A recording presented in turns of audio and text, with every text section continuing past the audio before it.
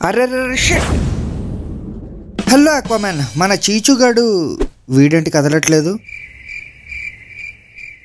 సడన్గా వీడికేమైంది? ఇప్పటిదాకా బాగానే ఉన్నాడు కదా, ఎందుకు కదలట్లేదు? అమ్మయ్యా కదిలాడు.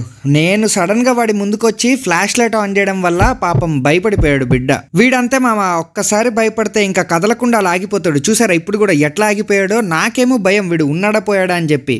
ఏమండి కాఫీ తీసుకోండి.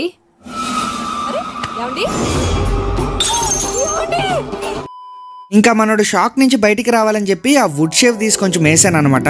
అప్పుడు మనోడు రియాలిటీలోకి వచ్చాడు. ఇంకా ఫుల్ తిరగడం స్టార్ట్ చేశాడు విపరీతమైన స్పీడ్లో. సరే తిన్నాక పరిగెత్తరా అని ఒక క్యాలీఫ్లవర్ ముక్కిస్తే, ఆ క్యాలీఫ్లవర్ ముక్క తినాలంటే ముందు క్యాలరీస్ బంద్ చేయాలంట. సో థ్రెడ్మిల్ ఎక్కి క్యాలరీస్ బంద్ చేయడం అయితే స్టార్ట్ చేశాడు. చూసారా, ఆ క్యాలీఫ్లవర్ ముక్క వాడు ఎదురుగా పెట్టినా గానీ అది తినకుండా ఇండియాకి ఎలా అయినా మెడల్ తేవాలని ఎలా ప్రాక్టీస్ చేస్తున్నాడో. ఈ చేతుండదు లేసుకుని ఆ మలేషియాలో చేజులు రిస్కులు ఈ ట్రైనింగ్లు మనకు అవసరమా? శుభ్రంగా ఏసీలో కూర్చొని పని చేసుకోక జీతం తీసుకుంటూ డ్యూటీకి దేశానికి న్యాయం చేయకపోతే ముద్దది కదరా.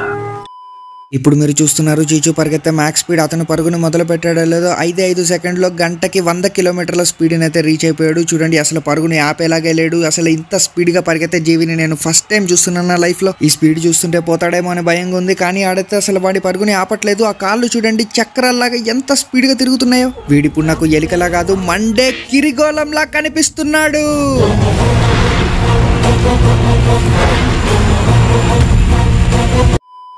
ఎంత ఆపమన్నా ఆగకుండా ఓ తెగ పరిగెడతానే ఉన్నాడా. రప్పని కింద పడ్డాడు. నవ్వు ఆపుకుంటున్నావు కదరా. హాబీలో జాయిన్ అవ్వడానికి సింపుల్గా సబ్స్క్రైబ్ కొట్టి పెట్టుకోండి. నేను మీ రఘురామ్ రాజా.